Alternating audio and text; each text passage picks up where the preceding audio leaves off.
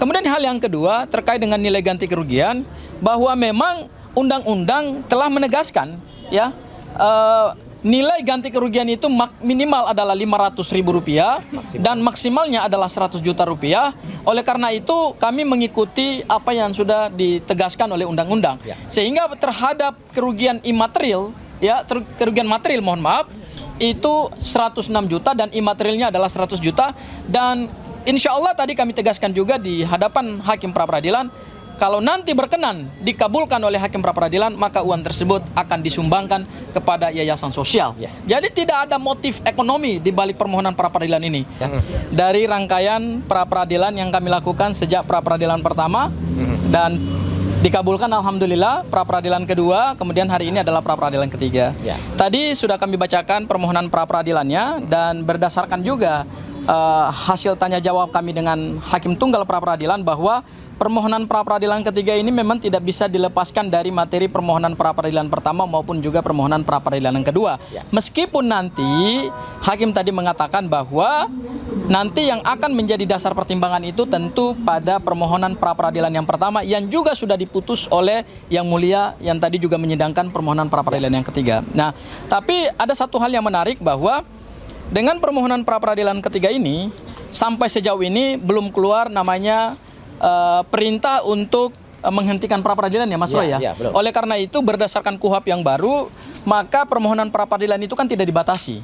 Sepanjang objek perkara atau yang dimohonkan itu tidak nebis in idem atau tidak sama dengan permohonan yang sebelumnya, maka secara yuridis itu sesuatu yang dibenarkan oleh undang-undang.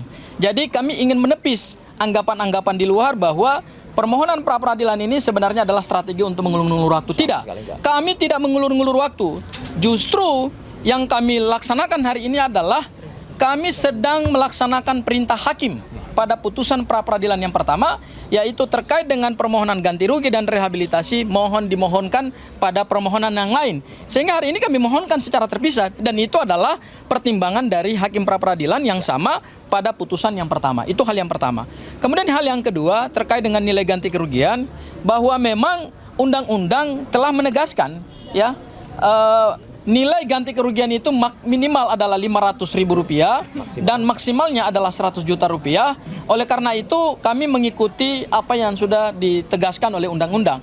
Sehingga terhadap kerugian imaterial, ya kerugian material mohon maaf, itu 106 juta dan imaterialnya adalah 100 juta. Dan insya Allah tadi kami tegaskan juga di hadapan hakim pra-peradilan, kalau nanti berkenan dikabulkan oleh hakim pra-peradilan, maka uang tersebut akan disumbangkan kepada yayasan sosial. Jadi tidak ada motif ekonomi di balik permohonan pra-peradilan ini.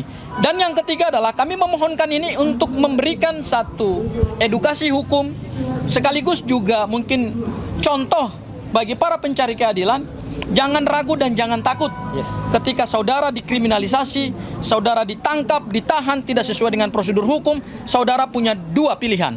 Pertama adalah mohonkan itu melalui pra-peradilan, dan ketika dikabulkan saudara mohonkan lagi yang kedua, yaitu ganti kerugian. Supaya ini menjadi pembelajaran kepada aparat penegak hukum, tidak abuse of power, tidak menggunakan diskresi sewenang-wenang, dan tidak menggunakan kewenangannya secara melanggar hukum. Meskipun mereka mempunyai kewenangan itu, tetapi karena kita adalah negara hukum, maka kewenangan itu harus by law, bukan by permintaan, bukan juga by perintah.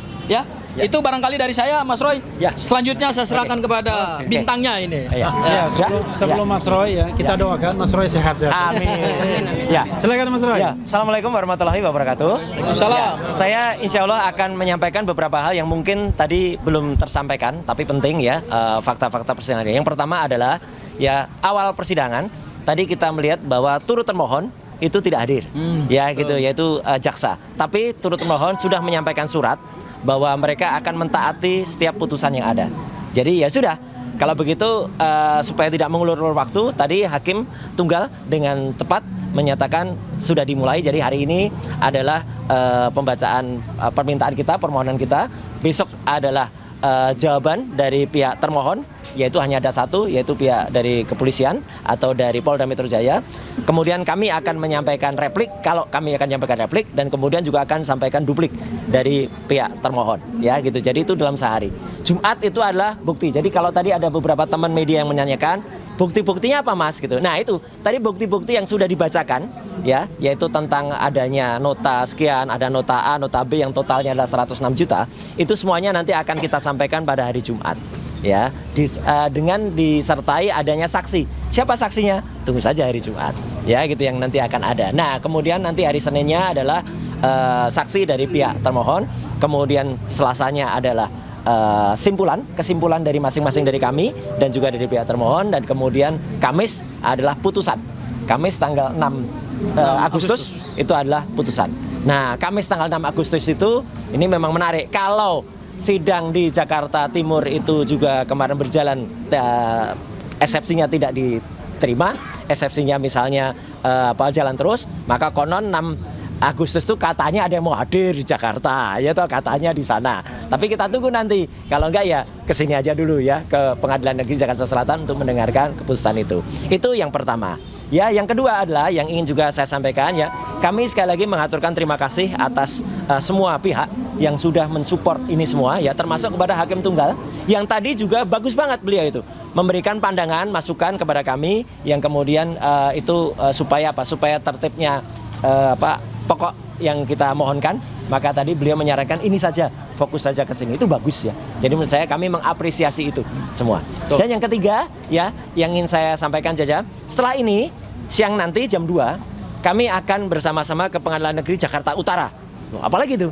Ada tuntutan perdata atau gugatan perdata perbuatan melawan hukum terhadap seseorang. Ya gitu. Seseorang itu tadi sudah disebut juga di dalam acara, salah satu dari 4 pelapor yang melaporkan saya, ya, bukan Joko Widodo, tapi salah satu dari 3 termul yang ada, ya, itu siapa dia? Nah, nanti ada di Pengadilan Negeri Jakarta, dan itu sudah masuk sidang yang kedua, ya, karena pada saat sidang yang pertama mereka tidak datang. Jadi itu penegasan dari saya, dan sekali lagi untuk menegaskan bahwa uang itu bukan hanya untuk kami terima saja, ya, bukan untuk kami, sama sekali bukan untuk kami, tapi untuk yayasan yang bersangkutan. Maka sebagai wujudnya kami sudah ada kok uangnya, ada di sini. Nah, karena ini warnanya biru, ya, ini warnanya juga biru, ya, gitu. Jadi kita sampaikan kepada yayasan yang memerlukan. Jadi 206 juta rupiah itu, ya, diputuskan semua atau dikabulkan sebagian atau apa, yaitu terserah kepada Yang Mulia Hakim Tunggal Pak Iketut Darpawan. Sekian, terima kasih. Wassalamualaikum warahmatullahi wabarakatuh. Ya. Yayasan ini apa kalau sudah ditentukan, Pak? Apa? Yayasan yang menerima uangnya Nanti akan kita umumkan. Ya, tapi yang jelas itu yayasan asli, ya, bukan yayasan fiktif. Ya, gitu. Ya, Nggak ada. nggak juga enak masa yayasannya sudah ditentukan sementara uangnya saja belum ada. Nah, iya kan? Jadi kan kita tunggu putusannya dulu, Pak. Putusannya. Kira ada beberapa yayasan, Pak. Nanti akan ada rapatnya, kita ya, gitu. diskusikan. Karena layaknya berapa? Nggak mungkin kalau banyak banget kan, gitu. Tapi juga mungkin tidak hanya satu. Kita lihat saja nanti. Saya kira itu ya, teman-teman semua. Oke. Apa itu? Tanggal 28 kemarin itu Pengadilan Negeri Jakarta Timur telah menerima revisi dakwaan dari jaksa. Oh, ada revisi ya. Nah, itu biar kuasa hukum aja. Itu apakah nanti setelah dari tanggal 3 nanti, kalau nggak salah besok ya, Kamis itu sidang, infonya apakah nanti Pak Roy juga akan ke sana juga? Pertama begini, informasinya itu valid ya. Baru tadi saya WA Dari tanggal 28 Pengadilan Negeri Jakarta. Humas Pengadilan Negeri Jakarta Timur mengatakan bahwa mereka sudah menerima revisi. Nah, karena ini belum official, ya kan? Jadi kita nggak bisa komentar. Kita nggak bisa komentari. Ya. Nanti kalau sudah official baru kita komentari, ya. Ada yang lupa, satu yang menarik, hubungannya dengan Pengadilan Jakarta Timur. Tadi di antara pengunjung sidang ada salah seorang sahabat kami, rekan kami, yaitu pengacara dari Dr. Tifa, yaitu Pak Abdul Al-Katiri. Kenapa beliau hadir? Nah, itu nanti ada yang menarik. Saya nggak akan bocorkan, ya. Silahkan tanyakan kepada yang bersangkutan. Apa ada pola yang sama yang akan dipakai? Tapi mungkin hubungannya dengan soal revisi tadi, ya. Oke, saya kira itu. Oke, Ya. ya. Oke, terima kasih ya semuanya. Thank you.